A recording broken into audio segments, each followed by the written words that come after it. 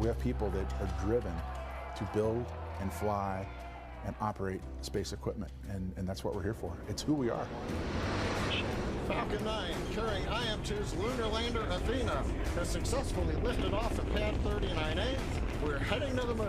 And now we're looking forward to a new era of lunar exploration with NASA's Commercial Lunar Payload Services initiative. For us, when we jumped off on this CLIPS initiative, had pivoted the company towards the moon. But now we have a team who's done it once. We have context, we have a little bit of experience. It literally is not our first rodeo. So it's a more complicated mission. But if you want to perfect something, you do it again, and then you do it again, and you do it again. And this is part of perfecting transportation to the moon.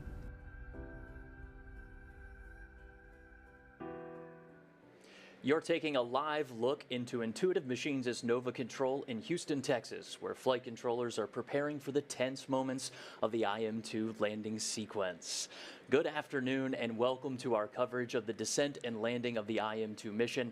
I'm Josh Marshall, Communications Director of Intuitive Machines. And I'm Leah Cheshire with NASA Communications. This flight is conducted under contract with NASA's Commercial Lunar Payload Services initiative. With Artemis, we are returning to the moon to conduct groundbreaking scientific discoveries and technological advancements. And just like IM-1, the second mission with Intuitive Machines is helping us get there. As you may know, it's been an exciting week for lunar exploration as another CLIPS mission just landed 4 days ago. Today, we are going back to the lunar South Pole with another commercial company. And Leah and I are at Intuitive Machines' facility here in Houston, just down the street from NASA's Johnson Space Center. About 6 hours ago, our lander named Athena completed her descent orbit insertion, or DOI, burn. That main engine firing started lowering Athena's altitude towards the lunar surface in preparation for landing.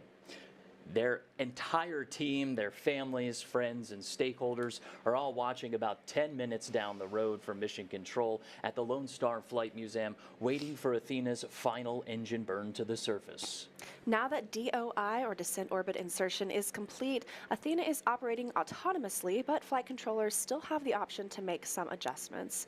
The lander is expected to coast from 100 kilometers above the surface down to about 10 kilometers, and then she's expected to fire her main engine for powered descent. That's one final engine burn all the way through to touchdown. And Leah, we have made some late changes to PDI's profile to accommodate for some uncertain variability with recent landing measurements. We now expect PDI pitchover to happen about 450 meters above the lunar surface versus the originally planned 400 meters. We're doing this to allow a little extra time for flight controllers to confirm and manually screen altitude measurements before ingesting those measurements into the navigation filter. We do have additional navigation aids on this flight that were not available to us back in our first mission for IM-1. Now let's take another look back inside of Nova Control.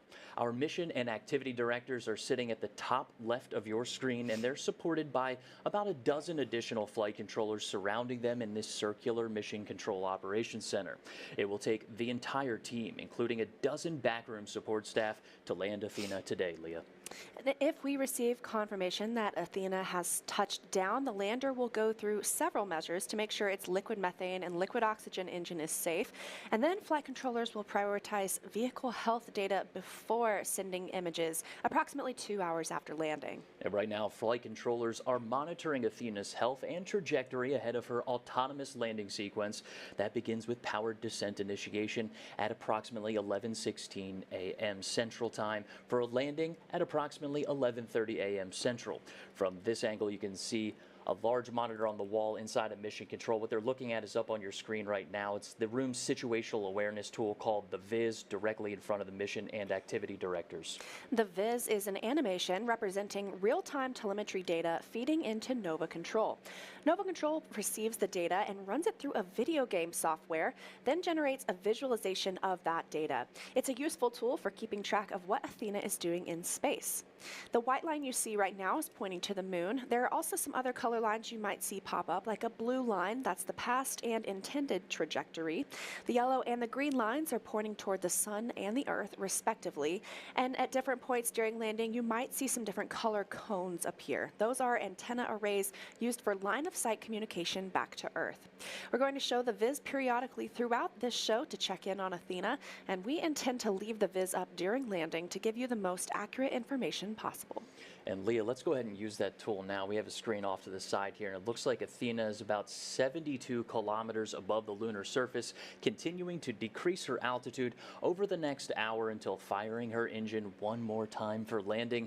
Again, that landing time is expected at 11:31 Central Standard Time, 12:31 Eastern. The countdown clock at the top of your screen is counting down to that time, and we expect to remove the countdown clock approximately 2 minutes before the landing opportunity. Now, getting to this moment has been quite the journey, especially over the past 7 days in space since liftoff from Launch Complex 39A at NASA's Kennedy Space Center. Athena lifted off at 7:16 p.m. Eastern Standard Time from atop a SpaceX Falcon 9 rocket on February 26th. Approximately 43 minutes later, Athena entered a translunar orbit, which is a direct shot at the moon. Over the next few days, Athena completed small engine firings to refine her trajectory before flight controllers commanded lunar orbit insertion on March 3rd to place the lander approximately 100 kilometers, or about 62 miles, above the lunar surface. For 3 days in lunar orbit, she has prepared to make her journey down to the lunar surface. The journey to low lunar orbit took firing Athena's liquid methane and liquid oxygen engine 4 times, including one 7.5-minute burn to get into the moon's orbit. Over the last 24 hours, Athena has maintained her trajectory in low lunar orbit, waiting for suitable lighting conditions on the moon's surface to begin her autonomous descent to Mons Mouton, the designated landing site for the IM-2 mission near the south pole of the moon. And we did get to see some of that video, Leah. Rugged, but potentially the future of humanity down there on the South Pole. Yeah, I can't wait to see what we find once we get there. And of course, this mission is called IM-2 for a reason. Just over a year ago, on February 22nd, 2024, Intuitive Machines became the first American commercial company to land on the lunar surface, touching down at the South Pole of the moon in Malapert A. The Nova C-class lunar lander was known as Odysseus. It broke a piece of landing gear as it touched down and tipped over, but still delivered and operated the payloads aboard for their intended duration. Now, due to lighting conditions at the South Pole, lunar landings in that area are limited for how long they can operate. The spacecraft gathered solar power for 7 days prior to shutting down and completing the mission. Our joint coverage today will follow Athena through her descent and landing on the lunar surface, carrying 10 payloads with her, including 3 from NASA. This mission is enabled under a task order with NASA's Commercial Lunar Payload Services Initiative. Here's more on how this project operates under Artemis. Our moon. It seems so close in the night sky, but getting there is really hard. But what if there was a way to change that? Only a few nations have successfully landed on the moon. As NASA sends astronauts back to the lunar surface, this time to stay, we will need to send science and technology instruments ahead of time to lay the foundation for human exploration. To make this happen, NASA is helping establish a commercial lunar economy. For the first time ever, there will be commercial delivery services to the moon. We are enabling American companies to send our payloads to the lunar surface for us. These delivery services will expand our capabilities for exploration, radically increasing the amount of science we can achieve. This high-risk, high-reward initiative will invest in and leverage the entrepreneurial spirit of American innovation to launch a commercial lunar marketplace, advancing technology and exploration for all of us. With this never-before-seen streamlined access to the moon, we will be able to make novel measurements and develop technologies that scientists have long wanted to do on the lunar surface. And as this new industry matures, this commercial delivery service for NASA and other customers could expand beyond the moon to other destinations in our solar system. And we can learn to live on another world because we are explorers. For more on how CLIPS contributes and fits in with our plan to land humans on the moon and Mars, let's head over to NASA's Antonio Jaramillo just down the hall. Hey, thanks, Leah. Joining me is Joel Kearns, the Deputy Associate Administrator for Exploration with NASA Science Mission Director. Joel, we're getting ready for our second moon landing in less than a week. I mean, what an exciting time. Well, it certainly is. I mean, we've had the launch of IM-2 on last Wednesday, and then very early Sunday morning, we had the successful landing of Blue Ghost Mission 1 from Firefly. It's really, I'm over the moon at this point. You know, talking now about this specific mission for IM-2, can you tell us why some of the specific science and technology instruments were selected for this mission, and then also for the first mission for Intuitive Machines? So Intuitive Machines' first mission, NASA primarily selected scientific instruments. As a matter of fact, we left it up to Intuitive Machines to pick out which NASA scientific instruments that we had available for the moon they would fly on IM-1. But this mission is really different. It's not just Intuitive Machines' second flight of their Nova-C model lunar lander, but this mission is almost focused exclusively on technology development payloads instead of scientific instruments. So the payloads that are on Intuitive Machines 2 will really test out and demonstrate new technologies that will be used in the future by scientists, by people that develop exploration systems, and by people that do operations in space. So it's got a really different character than IM-1. You know, that's really fascinating. I can't wait to discover what we learn once we're on the moon. Now, Joel, can you tell us why is it important that we have these different CLIPS contracts with the different commercial providers? Well, you know, for a number of reasons. One is that we, of course, when we buy a service, we want to be able to have competition so that we can get the best service at the best price the fastest we can.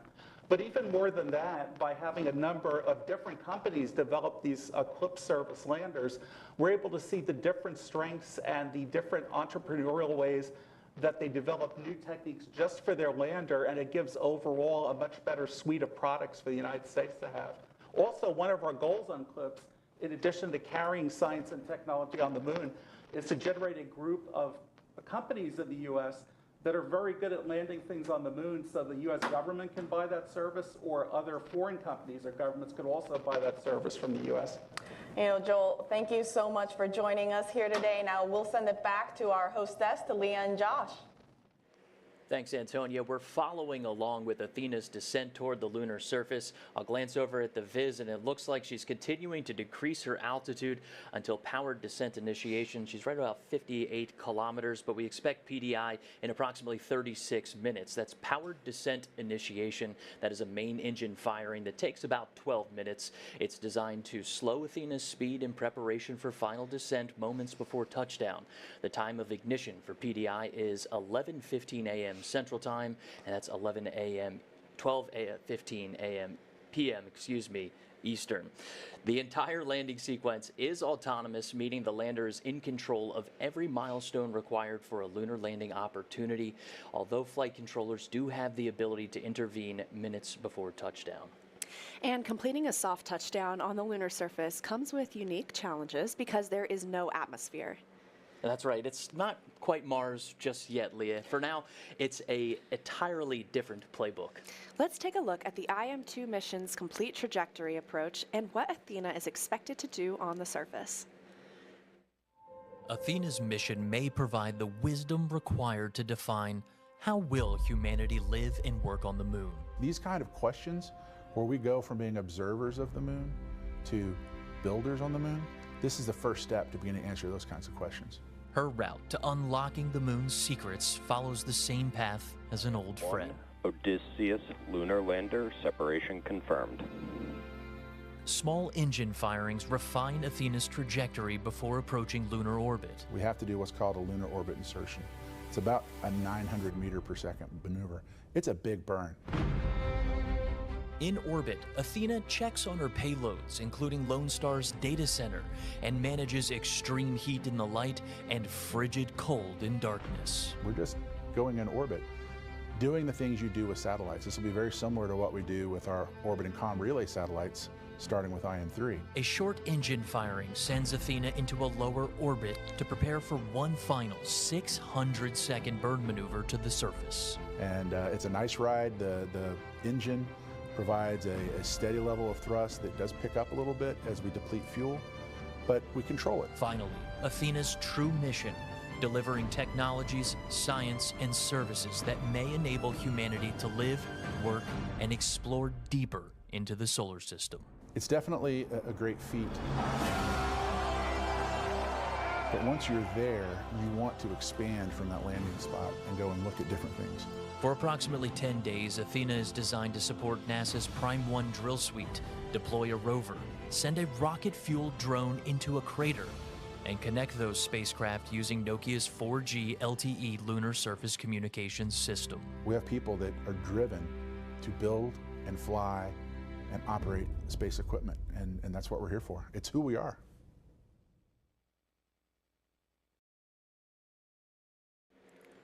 Well put from Dr. Crane there, Leah. That is who we are, but let's take a closer look at what we've built. This mission's Nova C-class lunar lander is named Athena. She's carrying 11 payloads, including NASA and commercial instruments to the moon, and including her solar panels, she's just over 15 feet tall. With the landing gear, she's just shy of 15 feet wide, and that's about the length of a standard car parking spot. The lander weighs nearly 1,500 pounds, with the majority of that weight at the base during landing, and it's capable of delivering about 220 pounds of payload to the lunar surface. And we've got a replica of Athena right here. So Josh, can you walk us through a few of the commercial payloads that are on board for this mission? Sure. Pretty convenient placement, right? We consider all of these commercial payloads to be pioneers on these early missions. Underneath the garage here, we have Lunar Outpost Map Rover, right, which is also connected to Nokia's 4G LTE system. That's our lunar surface communications system. On the other side, we have another interesting bit. This one is Lone Star's data center, and the lander itself is protected by two innovative technologies from Columbia Sportswear, helping to protect this mission, making sure Athena makes it to her intended destination, Leah. Athena and her payloads are expected to land on the Mons Mouton region of the moon. This is farther south than any lunar landing attempt ever. And Leah, that is significant. Just like Earth, there are places on the moon that are like landing in an open field. The South Pole is a different story. This mission's landing site is more similar to landing on a small plateau in the Rocky Mountains, but that's where we think that there's going to be water in future exploration. Well, to learn a little bit more, let's head to Antonio Jaramillo to learn about this landing site. Hey, thanks, Leah. Joining me now is Ben Bussey, Intuitive Machines Chief Scientist. Ben, you know, both IM-1 and IM-2 chose the moon's south pole for its landing locations. Why specifically the South Pole? So the lunar poles are interesting for both scientific and exploration regions. We know because of the moon's tilt that the craters near the pole are permanently shadowed. They never see the sun. So they're extremely cold, and we believe that water and other volatiles could build up inside those craters and in the polar region, and that represents a resource for future robotic and human exploration. And also the poles are sort of lunar incognita in that they've been relatively underexplored. If you think back to the Apollo era of exploration, that was all sort of equatorial, and so there's still a lot to learn about them. Absolutely, and so can you tell us then a little bit then what's different then from both the landing locations of IM-1 and IM-2, even though they're in a similar area? I would say there are more similarities than differences between the two landing sites. The poles are a challenging location in that when you look at the moon, you have sort of the dark regions that you see, which in Latin are the seas and the lakes. They're relatively flat terrain. But we want to explore the poles. The poles are what they call highland terrain, more rugged, low sun angle, which makes them challenging. And so IM-1 landed about 80 degrees south. It's also the location that the NASA with Artemis wants to send crew. So we're gradually working our way towards the poles. We're about twice as close to the pole with IM-2, about 85 degrees south, about 160 kilometers, 100 miles away from the South Pole. And now, you know, you briefly touched on it, but can you discuss some more of the challenges of landing in the South Pole? Yes, so I think when the team picks a landing site, there are really three parts to that. The first part, the most important part, is it has to be a safe landing site. The moon doesn't have, doesn't have atmosphere. It has hazards. You can't avoid craters. And so you have to have the capability to avoid them during the final part. You also have to avoid the boulders. So the first step is going to be a safe landing site. The second part is, are you going somewhere where the instruments and the payloads that you're flying, can they achieve the science or the technology goals that they want to do? And that's one of the reasons we've picked the site that we have. And the third, one of the reasons also the poles are challenging, is unlike the near side of the moon where you'd see the Earth all the time and the sun would come up for 14 days and set, the sun is always on the horizon, and you play a sort of a game of orbital mechanics in that you need the sun and the Earth both to be up at the same time, and that changes every month. So the team has to take that into account as well. A lot of things to take into account. Ben, this is going to be Intuitive Machines' second lunar landing. How are you and the team feeling? Oh, I think the best way to phrase it is nervous, excited. I mean, obviously the landing is exciting and scary, but we're very excited about what we hope the payloads will achieve. One of the payloads, the Hopper, it's like a mini lander that can fly several kilometers. And one of the reasons the Mons Mouton region, it is one of the Artemis regions, one of the potential regions for crew. We're landing close to a small, permanently shadowed 200-meter crater. We've put instruments on the Hopper from Pulley Space in Hungary. It's a neutron spectrometer. It'll measure hydrogen. So it'll be the first ever time we've taken a direct hydrogen measurement inside a permanently shadowed crater. Very exciting times ahead. Ben, thank you so much for joining us. Now we'll send it back to Leah and Josh. Thank you, Tony and Ben. As a reminder, Intuitive Machines' lunar lander is taking NASA science and technology demonstrations to the moon under the Commercial Lunar Payload Services Initiative. We call it CLPS. Under CLPS, NASA asks commercial companies like Intuitive Machines to provide lunar delivery services that advance capabilities for science, exploration, or commercial development of the moon. This flight will deliver 3 NASA instruments for CLPS, including a drill suite called Prime 1 and a laser retro reflector array, or LRA. These NASA payloads will focus on demonstrating drilling capabilities, investigating resources below the lunar surface, and analyzing surface and subsurface volatiles. As we continue to descend toward the lunar surface, let's take a closer look at these NASA instruments. First is Prime 1, or the Polar Resources Ice Mining Experiment 1. Prime 1 is a collection of 2 instruments that complement each other's work: the Trident Drill, which stands for the Regolith and Ice Drill for exploring new terrain, and MSOLO, which stands for Mass Spectrometer for observing lunar operations. The Trident Drill will extract lunar soil, also known as regolith, up to 1 meter or approximately 3 feet below the surface. MSOLO, the mass spectrometer, is designed to analyze the composition of that sample for water and other components. In addition, MSOLO will measure the composition of gases released near the drill activity. This technology instrument will help demonstrate drilling capabilities that will help scientists understand the on-site or in-situ resources that already exist on the moon. NASA's next payload is the Laser Retroreflector Array, or LRA. It's a collection of 8 retroreflectors similar to the reflectors on your bike that enable precision laser ranging, which is a measurement of the distance between orbiting or landing spacecraft to that reflector that we have on Athena. LRA is mounted on Athena's top deck, so when a laser hits it, it reflects light back to the orbiting spacecraft. And LRA is a non-powered or passive instrument that's intended to function as a permanent location marker for decades on the moon. Another common theme you'll find among the NASA payloads on IM-2 is helping to demonstrate technologies and our understanding of that lunar landscape that could very well improve operations for landing on the moon in the future. The technology on IM-2 will provide valuable data to help us better understand the moon's surface and allow us to gather insights that will shape the future of lunar resource utilization. And Leah, using CLPS as a springboard, Intuitive Machines really based that innovation off of that. We designed and developed a complete lunar program to help support CLPS and carry out an essential directive underneath that initiative that calls for the commercial development of the moon. That opportunity for Intuitive Machines expanded services outside of NASA payloads, opening doors for commercial industry to achieve those lunar ambitions. On IM-2, there are 8 commercial payloads flying alongside NASA's Prime 1 drill suite and Laser Retroreflector Array.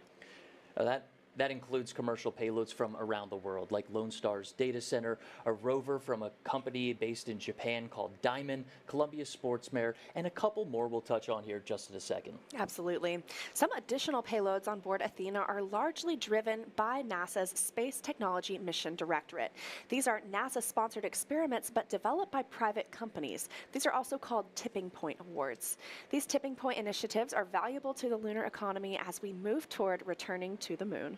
And as part of NASA's Tipping Point initiative, Intuitive Machines developed its Micronova hopper. We call her Grace, and she's a rocket-fueled drone designed to hop across the lunar surface and into a crater, a place humans and rovers are unable to access. After Athena touches down, Grace is designed to fire her 3 hydrazine engines to lift off from the lander, making her initial landing not too far from Athena. And over the next several days, Grace is expected to make 4 hops, and the 4th hop into a crater called Crater H. We intend to rename that crater perhaps with a little bit more personality. Can't wait to see what you come up with. NASA is interested in what Grace may uncover in the crater because there are regions inside craters that never see light from the sun, and that means they remain extremely cold and could have volatiles like water. And to detect things like water, Grace is equipped with 2 commercial payloads. One of them is a water snooper from Pulley Space, and another is a lunar radiometer from the German Aerospace Center. We expect Grace to take readings in the shadow crater for about 45 minutes before making one final hop out of that crater to transmit her data back to Athena. And Grace isn't alone on her mission. She's getting help from another NASA tipping point. To talk about these payloads and the Space Technology Mission Directorate's role in bringing these game-changing technologies to reality, let's send it to NASA's Antonia Jaramillo. Hey, thanks, Leah. Now joining me is Nikki Werkheiser, Director of Technology Maturations for NASA's Space Technology Mission Directorate. Nikki, can you tell us a little bit more about NASA's Tipping Point initiative and how it's being leveraged on this IM-2 mission? Of course. So the tipping points are really kind of the heartbeat of what we do in space tech. The whole idea is that technology really enables science and exploration, our commercial ecosystem. So we really want to have, just as much as we want to have exciting new technologies, we want to have new exciting ways to partner and be very agile and really leverage each other's strengths from the government and the commercial side. So the tipping points allow us to do that. So with the tipping points, industry, the companies that we're working with, put contributions in. They have internal research funds and development, and then the government puts money in. So we're true partners in creating these capabilities. Now, specifically on IM-2, why did NASA decide to invest on Intuitive Machines' Micronova hopper, or Grace, and then also the Nokia Lunar Surface Communication System? So I'm glad you asked. So we have something called the Lunar Surface Innovation Initiative, and it was started in about 2019, shortly after Artemis. The whole idea there was, in order to do anything on the moon, you're going to have a set of capabilities or technologies that everyone is going to need. Just your basic infrastructure, if you will. So things like power and surviving, the dust and the environment you're in. But 2 of the key areas that come up over and over again, of course, are autonomy and robotics and mobility, being able to get around. We all know that there are places on the moon that are more treacherous than others. It's a pretty rough environment. So we have permanently shadowed regions, which you've heard about earlier today that we want to get into. The hopper can do that, right, and get that data, show us what's in there. There's where we think we might have some water or ice. For the communications, that's a no-brainer, right? Every time I talk to, whether it's a 2nd grade class or my grandmother, then they would, when do we have our cell phones? When am I going to have my phone on the moon? You have to be able to communicate. Whether you're in your rover and traversing, whether you're in your suit or in your habitat, you have to have a way to be able to communicate. So it's very important that we get this communications established. And aside from making sure we have communications on the moon, I guess, how does NASA determine what other technologies are important to demonstrate on the lunar surface? Right, so this has been a lot of fun because what we really do is look at the larger, I'm going to say, ecosystem of both what NASA wants to do from an architecture perspective, but also from establishing a commercial ecosystem on the moon. So there are certain capabilities that you're going to need, those infrastructure items, if you will.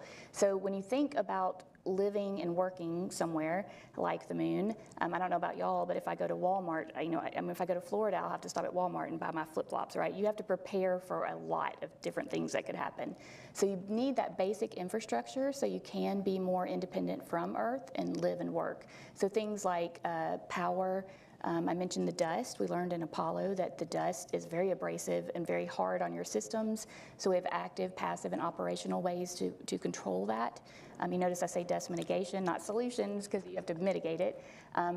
Being able to rove around, being able to have communications, in situ resource utilization, which Prime will be looking at, on how we can use the natural resources where we are instead of being totally Earth dependent. So doing those studies, understanding kind of infrastructure that everyone is going to need is how we pick and prioritize. So definitely a lot of important technologies. Yes. Nikki, thank you so much for joining us and speaking with us today. Now we'll send it back to Leah and Josh. Thanks, Tony and Nikki. Here's a deeper look into how the Nokia tipping point will work and the benefits for future missions. On Earth, a cellular network has many components: base stations, radio units, and a core network that manages the connection between users and the network. Nokia's technology miniaturizes and integrates all of these components into a single network in a box. This is Nokia Bell Labs Network in a Box that you can hold in your hands. It contains every single component that make up a 4G LTE network. Scaled down to this size, weight, and power, we could install it onto the Intuitive Machines Nova Sea lander along with specially designed antennas.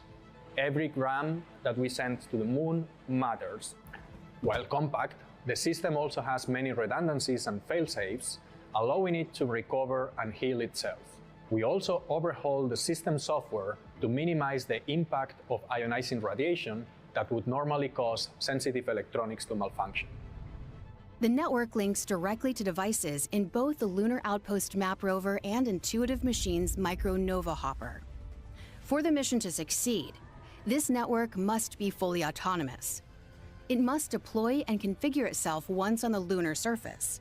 As the lunar rover goes about conducting experiments, and the hopper goes deep within a crater, the network must also constantly make adjustments to ensure it maintains connectivity. This is an uncrewed mission.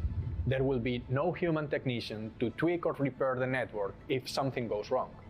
Achieving that level of autonomy was a monumental task to undertake. Working with NASA's Space Technology Mission Directorate, Nokia plans to test the first cellular network on the moon. Success will have implications far beyond this important mission. In addition to the NASA payloads and tipping point initiatives, Lunar Outpost has another mission objective. Not only will the Lunar Outpost carry the Nokia tipping point demonstration, it will also collect lunar regolith, also known as lunar soil. Lunar Outpost and iSpace have contracts through NASA's Space Operations Mission Directorate for regolith collection. When completed, the companies will provide imagery and location data of the collected material and transfer ownership to NASA. Now, the purpose of this effort is to show that transfer of ownership from private to public. Lunar Outpost Map Rover will be on IM-2. This rover will also carry the Nokia tipping point demo we just mentioned and traverse the moon. And the company's lunar surface communications system that's from Nokia will demonstrate proximity communications between Athena, Lunar Outpost rover, and the hopper. The Lunar Outpost Map Rover aboard the IM-2 mission will also carry a technology from the MIT Media Lab Space Exploration Initiative called Astro-Ant, which was tested through STMD's Flight Opportunities program. To change the pace of space, the Science Technology Mission Directorate's Flight Opportunities program works with industry flight providers to rapidly demonstrate promising technologies in reduced gravity and other relevant environments. And Leah, we're just about 12 minutes from Athena starting her final approach to the lunar surface, and things are moving forward as going into an intense 11-minute main engine firing towards the lunar surface. And to this point, Athena has traveled over 700,000 kilometers up on the Viz over 8 days for this final very risky maneuver. Yeah, risky is right. It's no secret that landing on the moon is challenging. Countries around the world have attempted this incredible feat, with some being successful and some not. Of course, the United States has landed on the moon many times, most notably during the Apollo program. But today we're looking for the third landing by a U.S. commercial company enabled under NASA's CLPS initiative. Ahead of these important milestones, let's discuss the challenges of landing on the moon through CLPS. Take a look. Landing on the moon is hard. We're going back. Under this Artemis program, we're going to be sending humans to the moon for the first time since Apollo. So ahead of humans, we want to get up as much science, exploration, and technology experiments as possible. So CLPS starts facilitating a lot of the early science, the things we want to learn before we even send humans. CLPS stands for Commercial Lunar Payload Services, CLPS. The services part is the key element. Ordinarily, when NASA delivers a payload to the surface of the moon, they do it with a commercial partner, but NASA controls the building of the vehicle. Now, we're buying the service of delivery of our lunar payloads to the surface of the moon. It is a delivery service, akin to a delivery service that you'd have here on Earth. NASA will provide payloads to a commercial company. They decide how to get it to the moon. They have to develop their own lander, but they also have to manage the entire end-to-end mission. It's meant to provide affordable, rapid, frequent access to the lunar surface through American companies.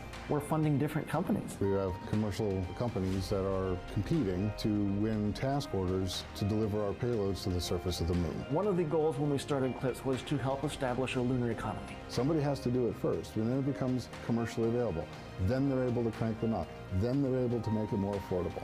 And so the lunar surface is just the next frontier for a commercial environment. But we had to acknowledge up front, all the way through the highest levels of the agency leadership, that some of them will fail. These missions may not be as successful as a traditional NASA mission. We have accepted the risk that going through this innovative approach with these commercial companies, that there could be some failures. Some of them are new companies. None of them have ever successfully landed on the surface of the moon. So they're going to learn lessons. We need to give our vendors the opportunity to learn. And so that'll help ultimately buy down our risk as these companies learn, okay, what does it take to actually build up the lunar lander, integrate payloads, get to the lunar surface and land safely? They've been able to demonstrate that they have very, very good technical depth and the ability to design and execute missions. We're willing to take more shots on goal. And we aren't risking human lives.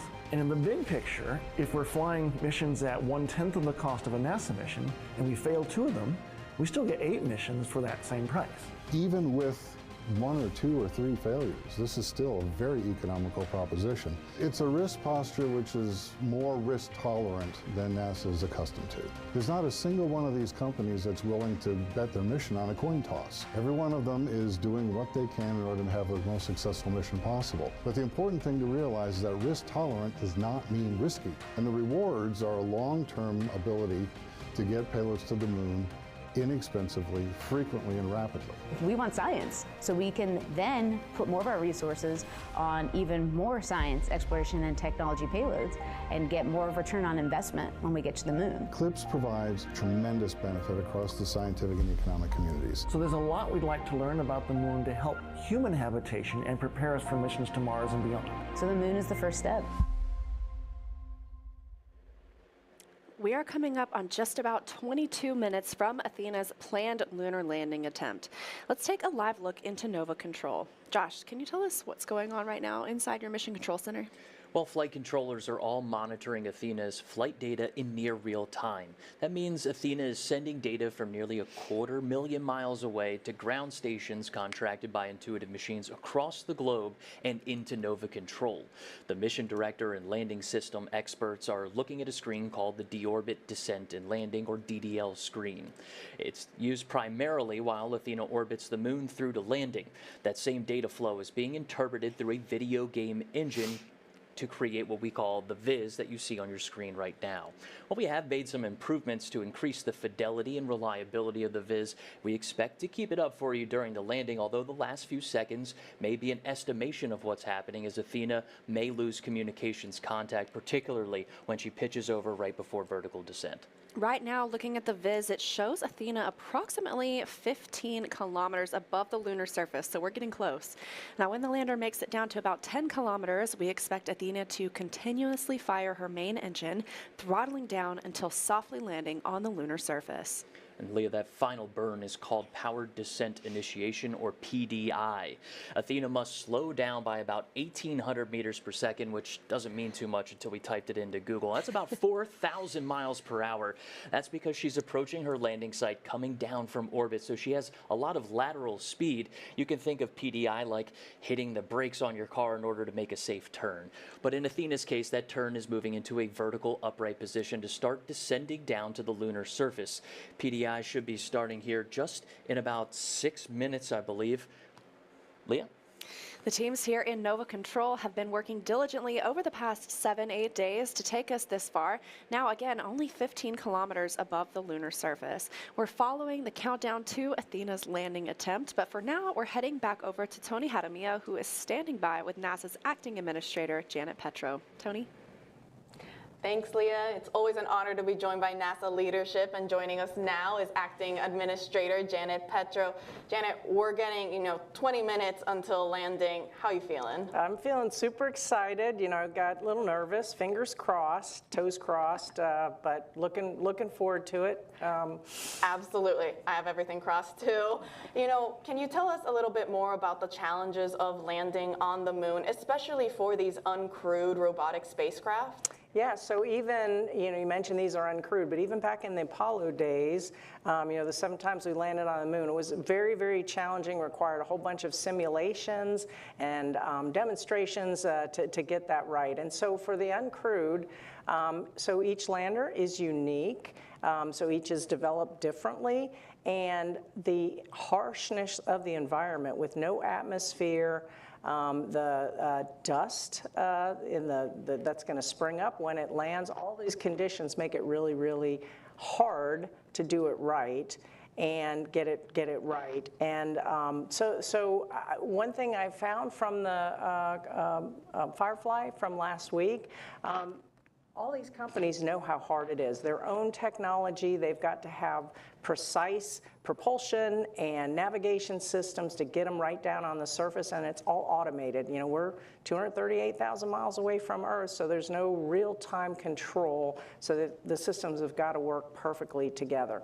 So these companies, that they support each other, and I started to say we were at Firefly, and several of the other companies sent them in coffee and donuts because they know how stressful it is for the team as they're coming in for a landing to make it, and hopefully it'll go right. But it is really, really hard to make sure that all the systems are working seamlessly and perfectly, and that as they get closer and closer to the lunar surface, that the rugged terrain that they're about to land on, it all works out. And the South Pole is increasingly challenging with the very, very deep craters that are there. The low level of light and the angle of the sun make that even more challenging. So it's harsh. It's harsh. It absolutely is, and it's just even more impressive when the teams then are able to land, well. Janet, can you tell us how these commercial then lunar flights that are part of the agency's CLIPS initiative, how are they helping us then in our own Artemis missions when we send humans back to the moon?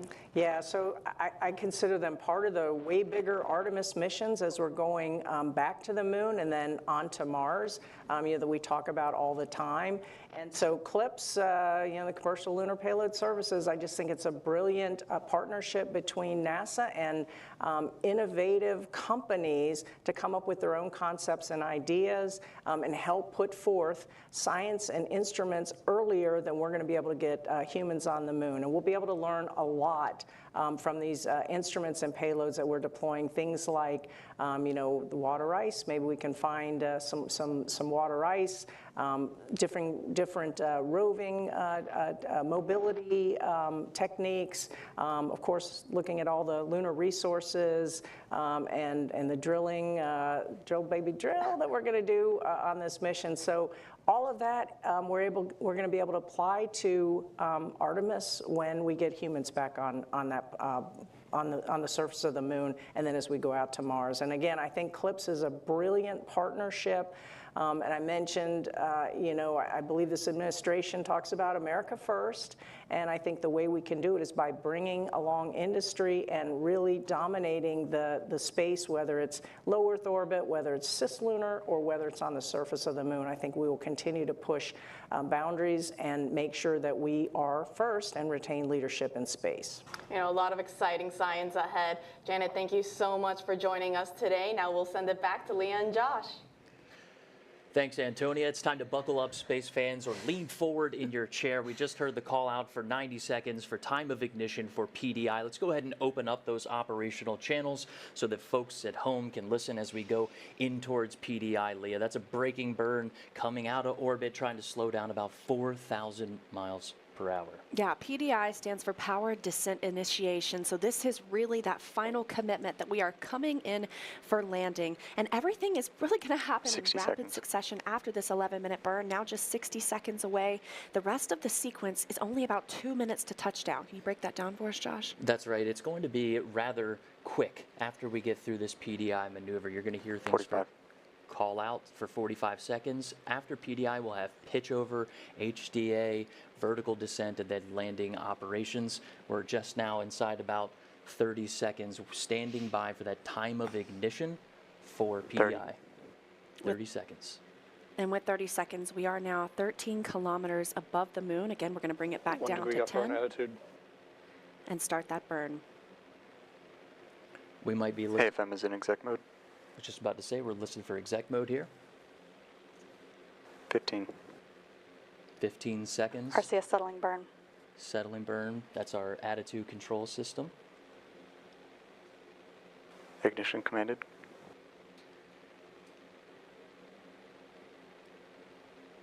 Ignition and main stage. All right, let's go ahead and start our stopwatches here. Cameras are running. We'll be listening for that max thrust. AFM mode is breaking 1. Chamber pressures look nominal. Good calls. They're not going in at 100% here, Leah. They're going in about 90% in case they need a little bit more oomph on this braking burn. Again, this is about good control. About an 11-minute burn, but the engine does not cut off at the end of this burn. It just continues to throttle down until we land softly on the lunar surface. And we're listening in to hear some good confirmations of data. If you hear good confirmation of data, that means that that data is making its way to the viz, what you're watching right now on your screen. We do expect to lose some of those communications, especially during that pitch over maneuver at the end of PDI. That's when the lander will be changing its attitude and maybe those antennas aren't pointed directly back to Earth. It's something we expect, something we plan for. But one thing that's unique to the lunar south pole is what's called multipath, and that's when you have radio waves reaching their intended destination back at Earth after they're taking a different route, maybe bouncing off a crater or a ridge. So we do expect less than optimal radio signals on the surface, but that's something we have to plan for, and it's something that's reflected inside the viz here. So if the viz does lose communications, it's going to continue moving in its last estimated vector. So folks at home, you might be seeing the lander touch down on the surface, but the ultimate call of confirmation and what is happening is going to come from that mission director seat. You see it in the small box on the bottom right hand of your screen. That's Dr. Tim Crane in the mission director seat today.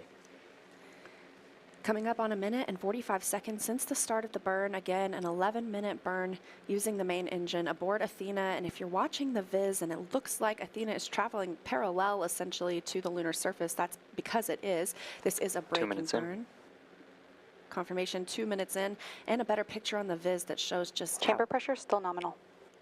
Continuing to get good calls, but the next step will be pitch over. So during that pitch over time frame, Athena will begin to upright itself and prepare to descend down to the lunar surface and also activate HDA, or hazard detection and avoidance. Can you break that down for us too? Yeah, we touched on this at the top of the show, Leah. We are going in at about 450 meters for PDI versus our originally planned 400 meters, and that's because we had some uncertainty and variability within the recent landing measurements, going in about 50 meters higher, allowing those flight controllers to manually confirm and screen alternative measurements. But we do expect that our estimated landing time will stay closer towards that estimated 11:30 Central Time. That's 12:30 Eastern. And right now we're standing by, just about to hit 3 minutes into this burn. We're listening 3 minutes in. There it is. How about that? And we're listening in to hear for things about how many kilometers uprange we may be. We know this braking burn will continue to happen until about 2 kilometers from our intended landing site. Now that intended landing site is where Athena... Still processing good depause. Hey, that's a good call. All right, folks at home, that depause is that delta position, meaning the lander is taking pictures in flight, and she's comparing those 2 pictures together to determine how much have I moved and figure out how fast did I get there in order to affirm that Athena's going in the right direction, making the right moves going forward. Another good thing about depause, we're getting good comm. So on your screen at home and you're looking at the viz, you're looking at, what is this, about 16 meters. That may be off. About 16 meters. We'll stand by for a call out to confirm maybe altitude as well as distance to the landing site.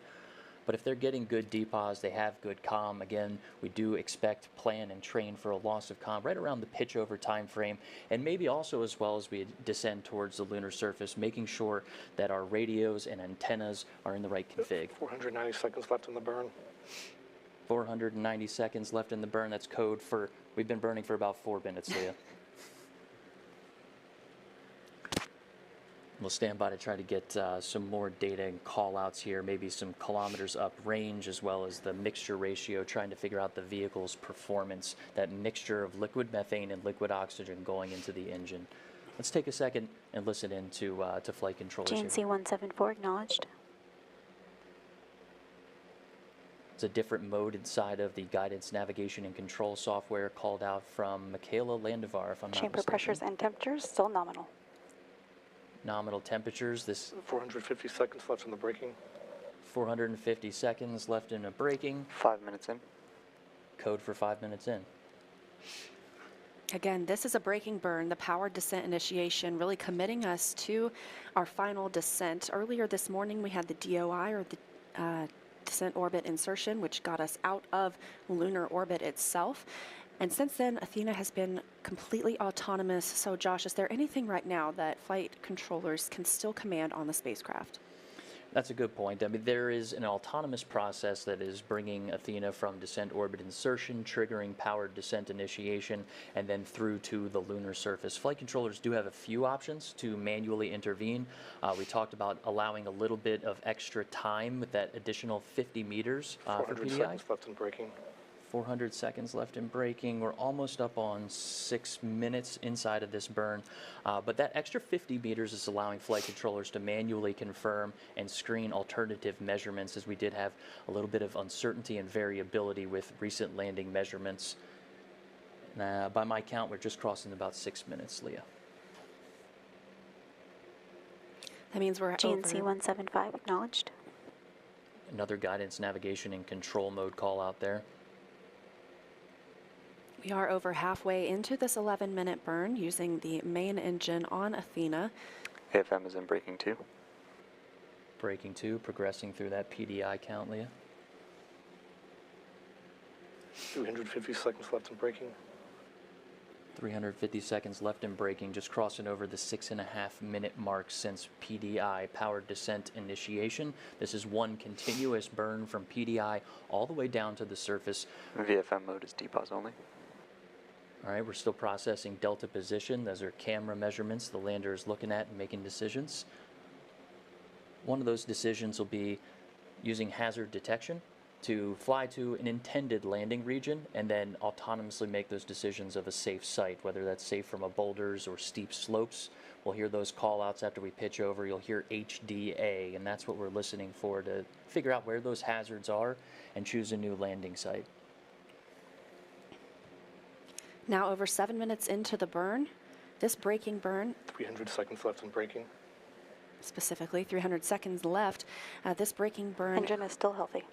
And great confirmation about the engine itself. That engine is bringing GNC 176 acknowledged. Engine is bringing us from about 4,000 miles per hour to eventually a soft about 1 meter per second, or about 3 feet per second landing. And I'm catching a little jitters watching the viz here, so I think folks at home will be seeing the same thing. Remember, this is data being streamed down from a lander that's braking about 4,000 miles per hour, trying to feed that data back 250,000 miles away. Tall is ebb now at 5 dB. Just to enjoy a little view. 8 minutes elapsed. Camera's now in breaking 2 mode. We are still inside of PDI, breaking 2 mode. 250 seconds left in braking. So we cross over 8 minutes into this burn. Again, about an 11-minute burn. We don't expect the engine to reach full 100% thrust. It's really a throttled approach. This engine is designed to continuously burn in throttle all the way from power descent initiation, which began 8 minutes and 30 seconds ago, through touchdown. This approach is very similar to what we saw for the Apollo descent modules as well. And it makes a lot of sense. If you go in at 100% and you need a little more, there's nothing left to give, right? We want to come in nominally around 90% and then have a little bit of room to play if we do need to increase the speed of which we're slowing down. You'll hear folks maybe call out the rate of acceleration, but in this case, for us, that's deceleration. 9 minutes elapsed. Crossing over 9 200 minutes. seconds left in braking. Yes, just a couple of minutes left in the braking burn, so another look forward to that rapid succession of events that'll come immediately after braking is complete. We will see pitch over begin. We'll be using those 4 RCS, or reaction control system thrusters, at the top of the spacecraft to reorient Athena before its a final approach, vertical descent, and terminal descent. And all of those after PDI, Leah, that you just called out, we're expecting those to happen rapidly. We can kind of sit back and let flight controllers really get into what's happening. We'll take a few chances in between to help. There's a LOS on one of the radio systems, again, expected as we get in towards our pitch over maneuver. Some jitters on the viz. Quasonics still showing good data. That's a second radio. So the first one, good data on Quasonics. the first one we heard a loss of GNC signal. 177 acknowledged. The second was a confirmation that the 10 minutes second in. radio, we still have signal. So it's good signal, good data, good viz, and we're watching the show here along with the folks at home. 10 minutes into the burn, so expecting just about a minute more until the end of this braking maneuver.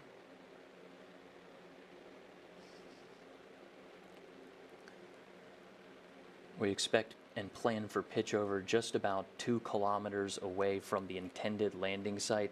That gives Athena a little bit of time to pitch over and start looking forward using her navigation sensors to detect different hazards, as well as her altitude, to lower down to the lunar surface at approximately 1 meters per second if all goes towards plan. There's LOS as we approach our pitch over.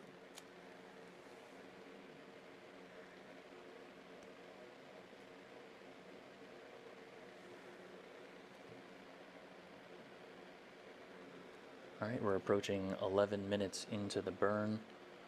Local time is 11:26. AOS on Quasonics. 11 minutes in. 11 minutes in, we heard another call out that we're up on Quasonics. That's our radio system.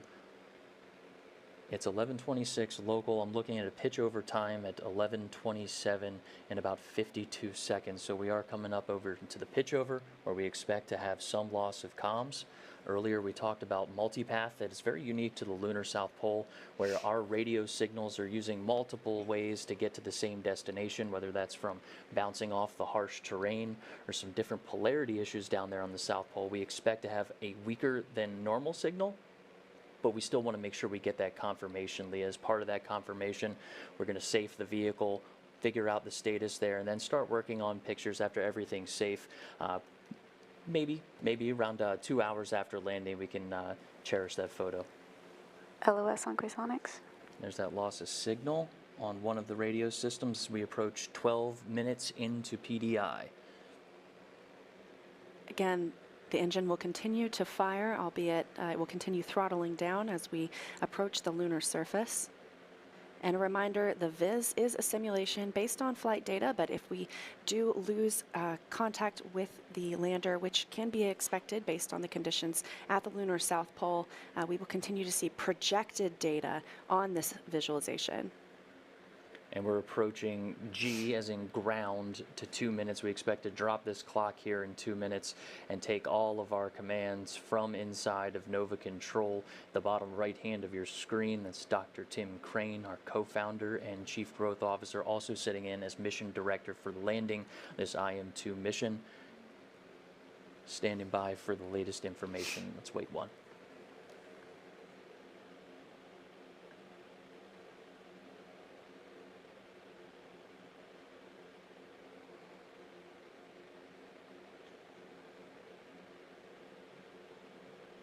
Quasonics AOS. HRN, HGA, HGA2. Thales AOS. 60 seconds left in braking. 60 seconds left in braking. In approach. Landing site selected. Engine at idle. 11 meters cross range, divert. Quasonics LOS. There's that loss of signal over pitch over. Stand by, see if we regain that signal. Remember, folks, the viz that you're watching at home is an estimation of data. It's doing its best. That's a lot of data coming from really far away. All commands and all confirmations Initiated pre-divert. come from our mission director at the bottom right hand of your screen.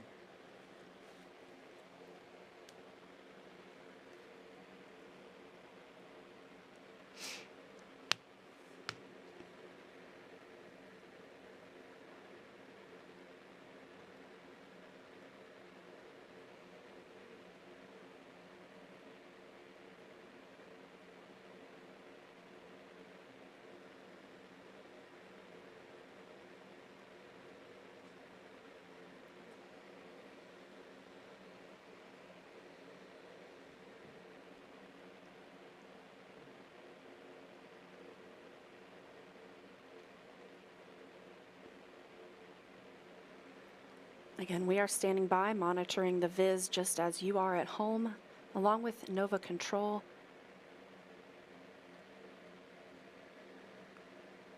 We are approaching approximately the time that we estimated Athena would touch down on the surface. We did hear a call out for a Quasonics LOS. That is our radio system, something we expect to happen at pitch over. That's prior to a vertical descent and terminal descent. That latest How data are we doing on signal? is what you're seeing on the viz.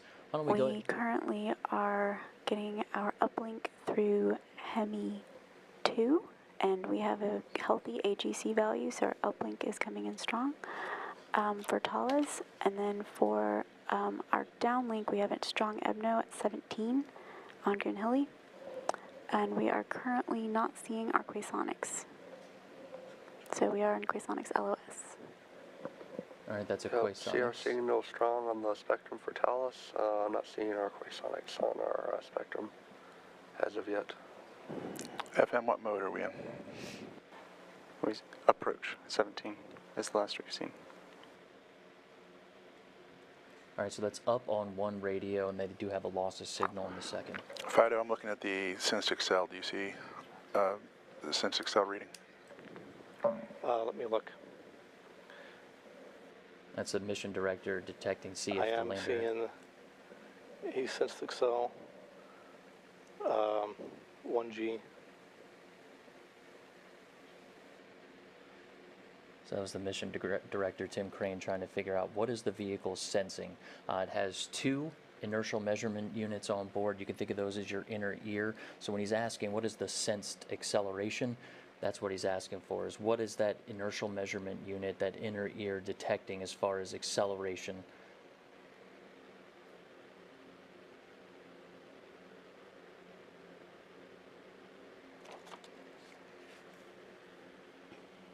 Again, as we've mentioned,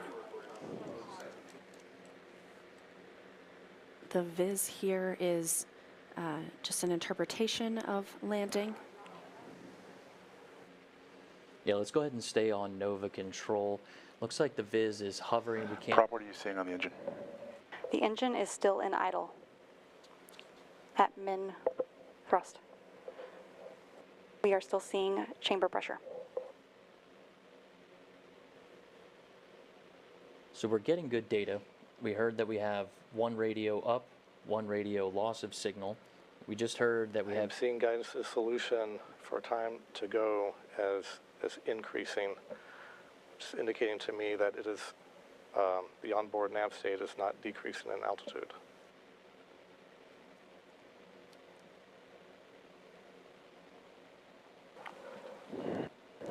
The good news, the HRN laser is now ready to fire.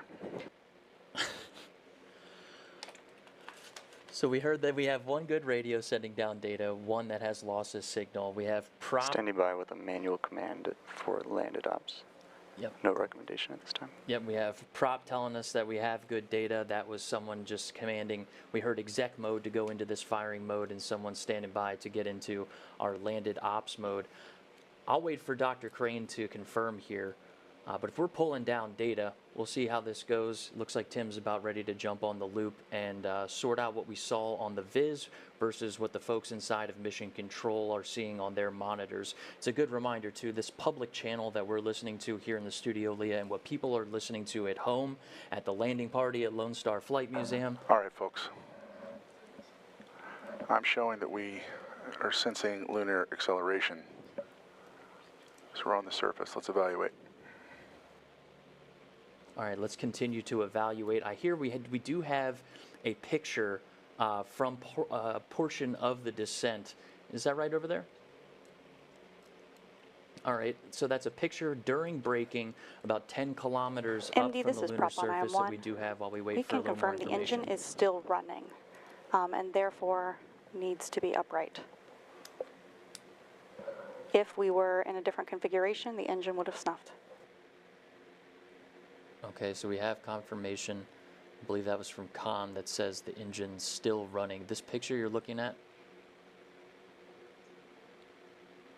10 kilometers up during that braking burn, that powered descent initiation, that long burn that brought us 4,000 miles per hour braking burn. Incredible shot. Yeah, that's what I'm saying as well. All right, there's another view there. Looks like from this panel, we're looking at the garage. So that's Lunar Outpost Map Rover inside of that square right there, Leah. And this looks like it's probably about the same altitude, maybe about 10 meters above the surface. And one more here for everyone. It's about the same altitude there, maybe a little bit more exposure, but these camera's still running in HRN mode. These photos came down for us just a few moments ago. Wanted to share those before we jump back into Mission Control as flight controllers are looking at this dynamic situation and learning. Yeah, go ahead and put us in landed ops. It looks like we're down. We need to evaluate that situation, and I'd like to get a picture. As they say, picture it didn't happen. Hello, so Dr. Crane's onto it right there. A couple things here, Leah. FM3402 was acknowledged. AOS on Thales. What we're hearing in our ears and what folks at home are listening to are not the only channels Check your systems. that Mission Controllers are working on. It's an engine shutdown notice. We'll see what comes out of this. But they're all on different loops having separate conversations, so all the information that we have, that folks have at home, isn't necessarily the exact vibe inside the room. So we'll stand by and listen in to see what we have here. I did hear Dr. Crane call out that they are getting readings for lunar acceleration. Are moving to the post-landing court procedure.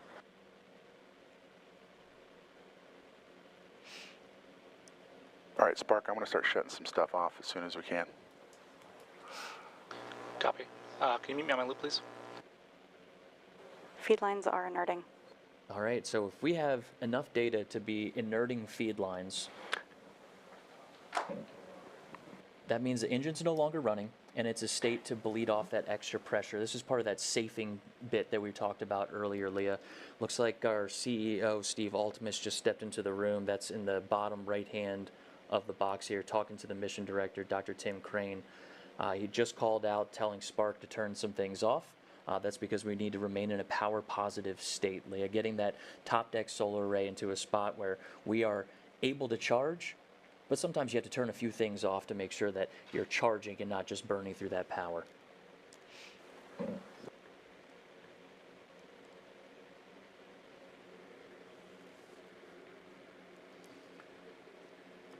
All right, by my countdown clock, it's been about 22 minutes since we started that PDI, Leah. And again, we were anticipating landing at about 11:31 a.m. Central Time, 12:31 p.m. Eastern Time. It can get tricky with communications on the lander when you're in a... Prop, do we have insight to tank pressure if we turn off the Mogies and the Iggies? We would, yeah. All right, that's code for the... If you turn off Mogies, then we cannot inert or vent the tanks. Yep. We can bring them back up, though, right? Yes. How are my pressures? They're low at this time. Okay. Turn off the Mogies and the Iggies. Going. Could we turn everything off except the vent valves? Yes. That would be everything except MV-103 and MV-303. All right, all this activity is regarding the lander's propulsion system. They're going through deciding on how to vent it. We heard two things there, Leah. We heard MOGIs and IGGIs. That's our motor engine gimbal system, right? And our IGGI is our igniter. So they're working through the process of safing this engine. At the top of the show, we talked about the priorities after touchdown, and being safe was first, followed by pulling down some health status information, and then images. And then just about 3 minutes ago, we heard Dr. Crane go ahead and say, FM-3403 acknowledged. We'll prioritize images. It's just about 9 minutes after the expected landing. So let's hang tight and continue to watch this problem and challenges unfold inside of Mission Control. Each one going through, finding this challenge, each one getting solved here. It sounds like they're still working through venting the engine system.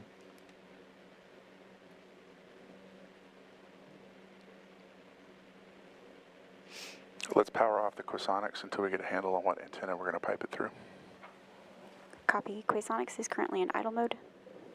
Good enough, thank you. Quasonics, that's our radio. There's 2 radio systems on the lander. It sounds like when we talk about that vehicle health status, we heard some things for prop. Vehicle health status includes being in a power positive state. Spark 636 acknowledged. So we are communicating, commanding the lander, and getting acknowledgments back that the lander is behaving as expected. So putting those things together while we wait for confirmation from Dr. Crane. We have an engine that is shut down. We are venting the engine. Spark 637 acknowledged. We are getting acknowledged commands from the lander. Standing by for confirmation from Dr. Crane. And just a recap of some of the timelines so far today, we had power descent initiation start about 25 minutes ago. FM-3406 acknowledged. Power descent initiation is the braking burn that really committed us to coming down to our landing site today. We were targeting landing at about 11:30 a.m. Central Time, so about 10 minutes ago now.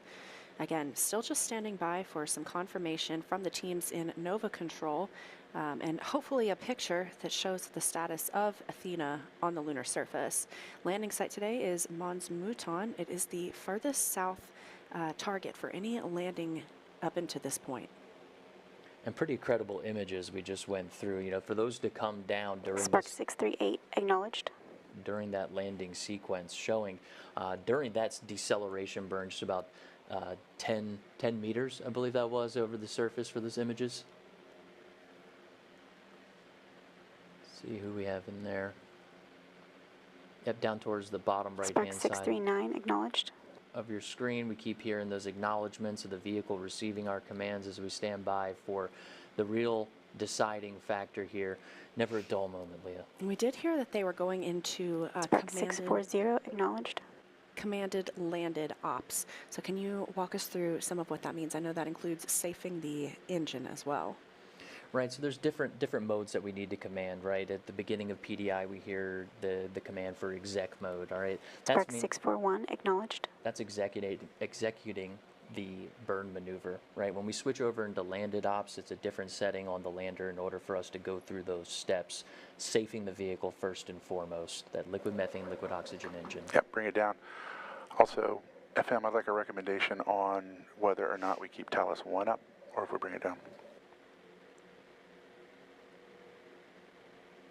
It's going to be a decision on up and down for radios based on bring it down power. for now. We're taking the same pictures. I would not recommend powering down Talos.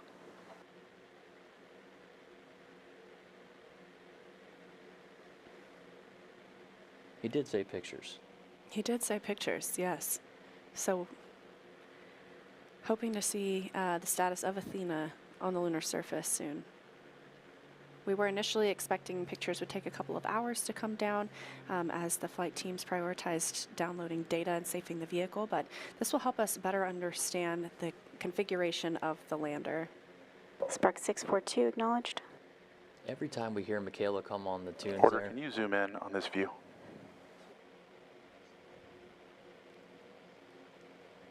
Actually, give me the spacecraft view. Spark 644 acknowledged. getting all these acknowledgements coming through.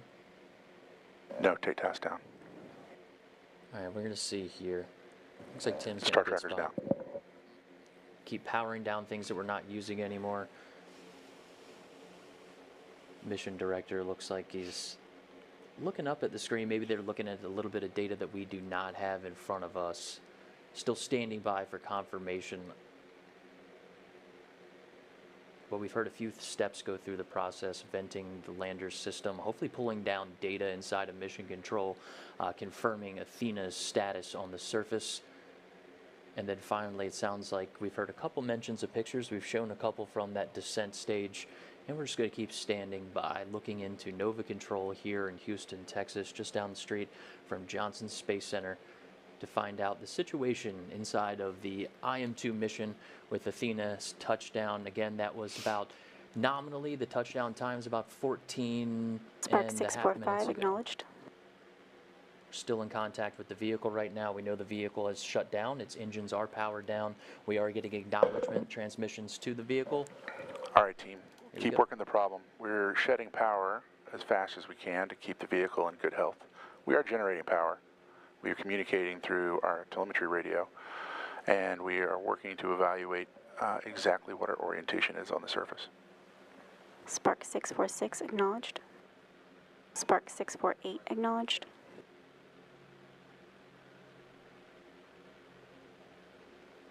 So good confirmations there, right?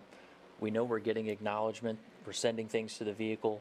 We're safing the vehicle. Now it's time to start Spark working the challenge of 647 how acknowledged. is the vehicle? Which way is it pointed? Earlier in the show, we talked about the different antennas on the vehicle and trying to work those, but we are charging, which is a very key element to this mission. Looks like the room's filling up with our subject matter experts. Just continue working on this challenge to see where we stand. Spark 649 acknowledged. If you see DS is back in low rate. You see folks walking on the bottom right hand of your screen underneath the camera. That's because the room's situational awareness is about a 65-inch TV sitting underneath of there. So what they're pointing at could be data, could be confirmation. A little hard to see from this view, but as you see people exiting the bottom of your screen on the bottom right, there's a television monitor there that's helping them make some decisions. And as we cross over, it's been about 30 minutes since time of ignition for PDI, and we just hit 16 minutes since our nominal landing. If you're just joining us, we know we are sending commands to the vehicle. We have shut off equipment that has not been necessary. We know that we have an engine that has been shut off. We've commanded the vehicle into surface operations. We just heard from Dr. Tim Crane that we are generating power. We're turning things off that are no longer required. We heard one of them being the star tracker. It's one of the tools that we use to figure out Athena's position in space during flight. We're in landed ops. Now we're just standing by to hear what the full situation is. About 16 and a half minutes since nominal landing time, and a little over 31 minutes since Athena commanded her final engine burn. Spark PDI. 651 acknowledged. Like you said, Josh, we are Order, go ahead and turn on the displays for all the antennas. We're Okay, so you're communicating. going to see everyone looking up at the screen here. So when they're calling back to order, that's actually Spark 652 in the acknowledged. back left of the bottom right monitor. They're changing screens inside the room, situational awareness, television up front, right in front of the mission director. He just asked to pull up the antenna configurations, trying to figure Spark out 653 acknowledged. which one's pointing back toward Earth, which might be the best one to use. Towards the top of the show and during PDI, when things got a little spicy, we talked about multipath, Leah, and that's something that we expect to happen on the South Pole. It's something we learned from during IM-1, quite frankly, with Odie. Being on the surface and radio waves taking multiple paths to get to the same destination.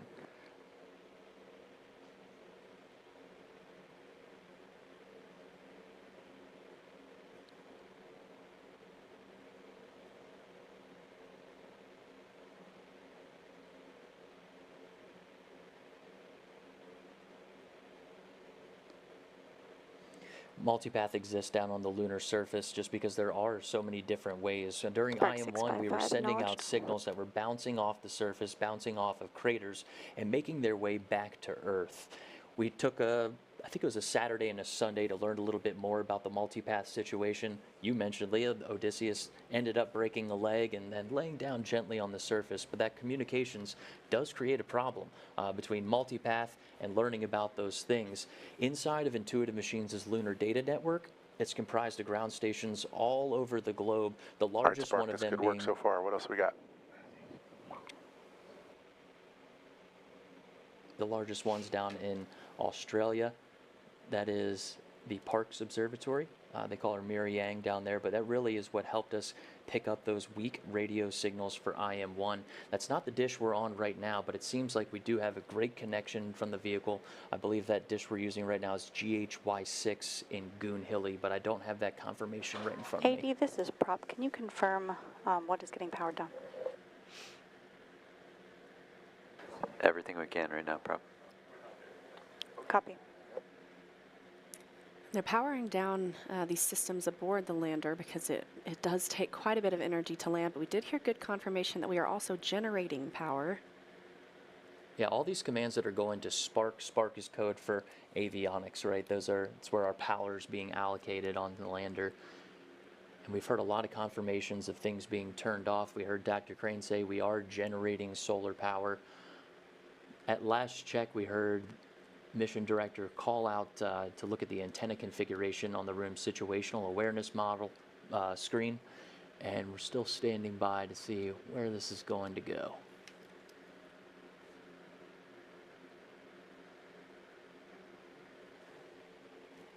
Yes, power down the cosonics until we're ready to use it.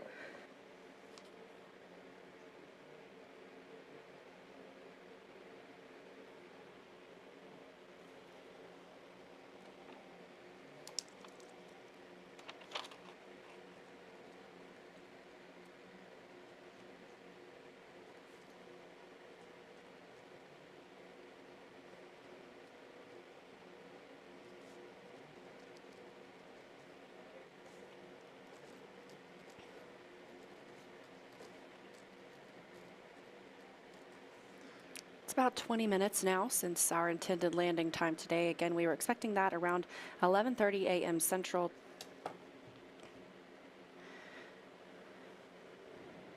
Teams in the room in Nova Control, that's here at Intuitive Machines in Houston, Texas, just down the street from Johnson Space Center, continuing to evaluate the status of the spacecraft. Continuing to communicate with the spacecraft itself. And just waiting for potentially a photo that would help us confirm its orientation. I'm just going to wait one and listen in for a couple cues coming into the studio here. Bear with us, folks.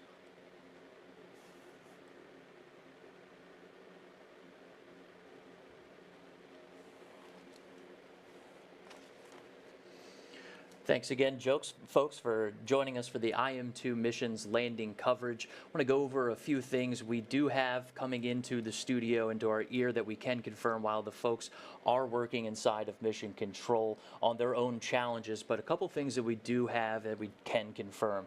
Athena is on the surface of the moon. The team is going through the process of powering down systems that are not required. We heard the mission director call out that we do have solar charging, so we continue to hear them in our ear that they're turning off different systems that are not required. We are working to figure out the orientation of the vehicle, which is important because those are our antenna systems that will determine how much signal we're going to have and when we can start bringing down things like vehicle health data and other images that can help us to confirm. But we are communicating with the vehicle. We've heard throughout our intended landing time, through now different call outs, making it to the vehicle. We have direct communications contact, and we would tend to bring out some more information as we continue to assess this dynamic situation inside of Mission Control. We intend to have a press conference at 3 o'clock Central Time. That's 4 o'clock Eastern. We'll do it right over at Johnson Space Center, Leah. That's right. Thanks for joining us today. And we'll have plenty of other information if anything else comes out on our website, as well as our X feed to keep everyone up to date. Thanks for joining us, folks.